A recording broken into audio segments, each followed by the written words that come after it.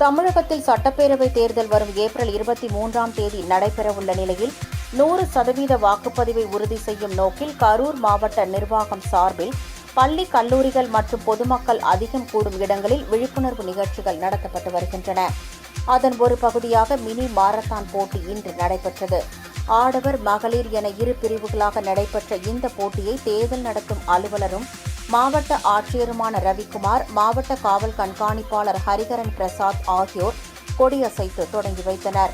பெண்களுக்கான mini marathon போட்டி சுங்க கேட் பகுதியிலிருந்து தாந்தோன்றி மலை வழியாக மாவட்ட விளையாட்டு மைதானத்தில் நிறைவடைந்தது. ஆடவர்களுக்கான போட்டி காந்தி கிராமம் பகுதியிலிருந்து தொடங்கி மருத்துவக் கல்லூரி, சுங்க கேட், தாந்தோன்றி மலை வழியாக மாவட்ட விளையாட்டு மைதானத்தில் நிறைவடைந்தது. இந்த மினி மாரத்தானில் சிறுவர், சிறுமிகள் மற்றும் இளைஞர்கள் என திரளானோர் ஆர்வத்துடன் கலந்து கொண்டனர்.